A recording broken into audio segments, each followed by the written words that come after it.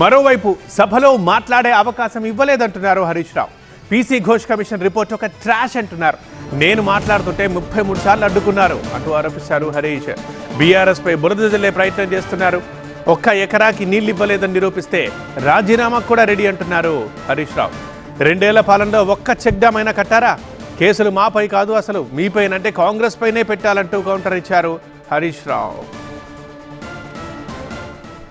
ఇలా Ghosh commission report ఒక trash report.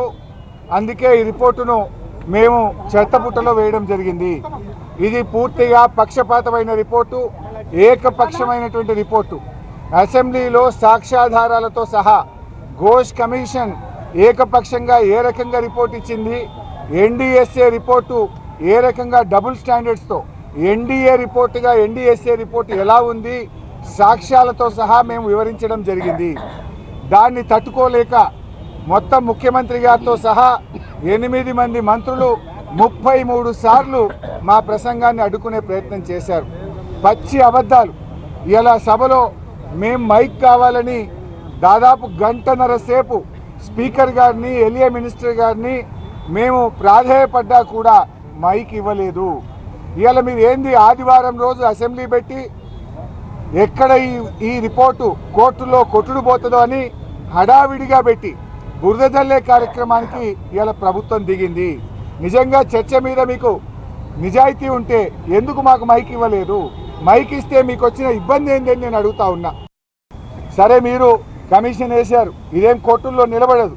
కానీ ఒక్క విషయం గుర్తుపెట్టుకోండి, మీరు చేస్తున్న నష్టం, మీ ద్రోహం చరిత్ర పుటల్లో నిలుస్తుంది. మీరు చరిత్రహీనులుగా మిగిలిపోతారు.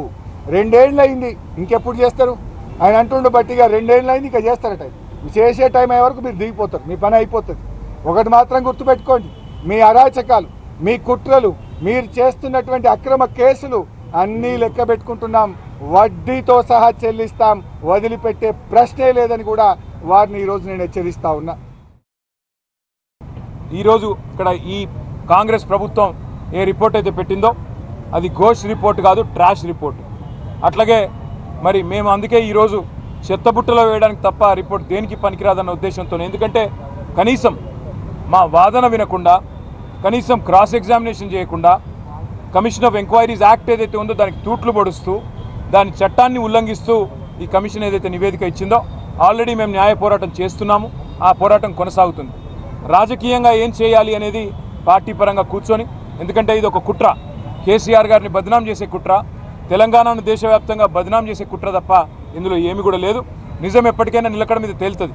ఇవాళ నీళ్ళు ఇచ్చినందుకు కేసీఆర్ గారిని ఇవాళ దోషిగా నిలబెట్టే ప్రయత్నం, ఏదో ఒక చిన్న చిల్లర మల్లర ప్రయత్నం కాంగ్రెస్ పార్టీ చేస్తూ ఉంది.